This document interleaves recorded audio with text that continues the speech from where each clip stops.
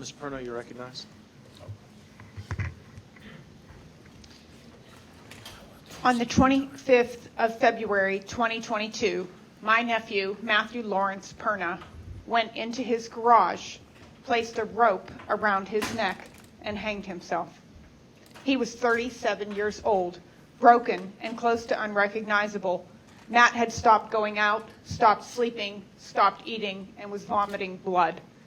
We are a remarkably close family, and we did everything we could, but it wasn't enough. I will let Matt tell you why, in his own words, from a note he wrote on the worst day of his life. I sacrificed my freedom when I entered into the Capitol building on January 6th, and in despair, took my own life the night that I wrote this. Signed, Matthew Perna. My nephew was extraordinary. He was honest and strong, and defined by his love of all people. He should have never been pushed to the point of despair. He had no intention of going into the Capitol when he traveled to D.C. In his mind, he was standing up for all of us. Matt believed we are still entitled to free speech in the United States of America and did not think expressing it would cost him his life. He wanted to witness history and record it for his growing following on social media. Matt had never been in trouble in his life. The doors he went through had already been opened. Video has confirmed this. Congress has been out of session for almost an hour at that point. He did not touch, break, or steal anything and stayed within the velvet ropes, taking pictures and recording.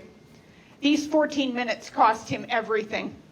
For the people who drove my nephew to kill himself, that was long enough to go after his reputation, his freedom, his business, his social media presence, his standing in the small community that had always been his home, his joy, his love of life, everything.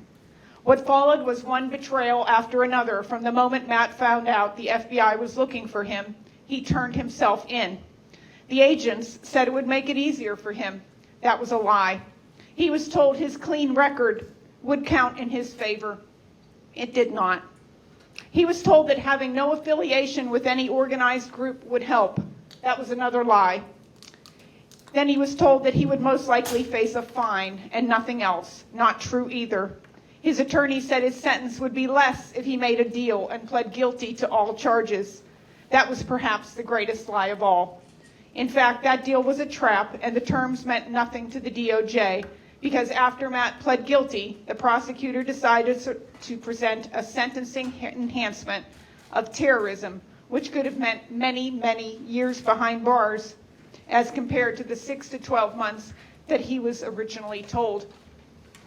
We all have a breaking point, and that was Matt's. Do not make the mistake of thinking that my nephew was weak. Nothing could be further from the truth.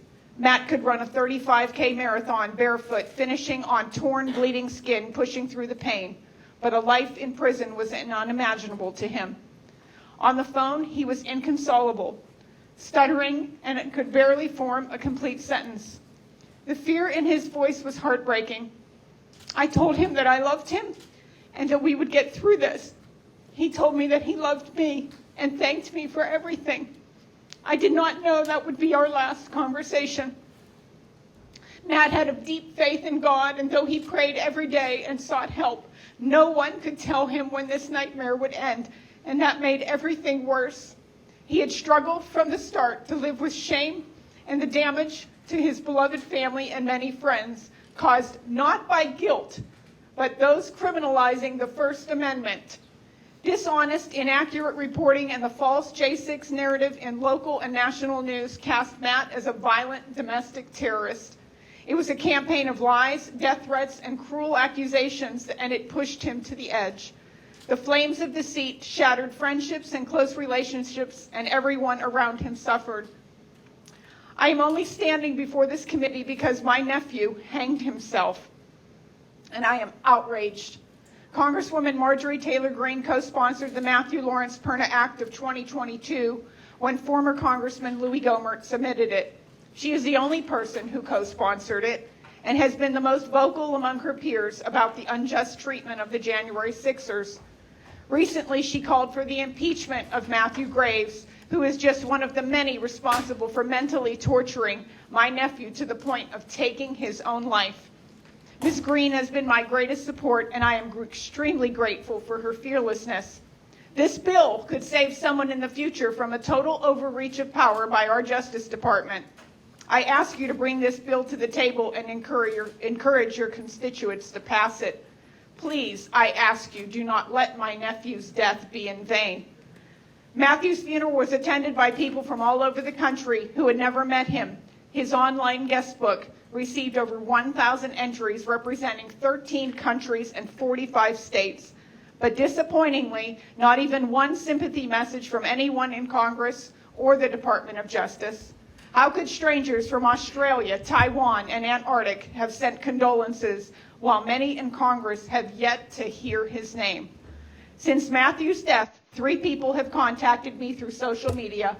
All 3 told me about a neighbor or a friend that found their picture on the FBI website for January 6th.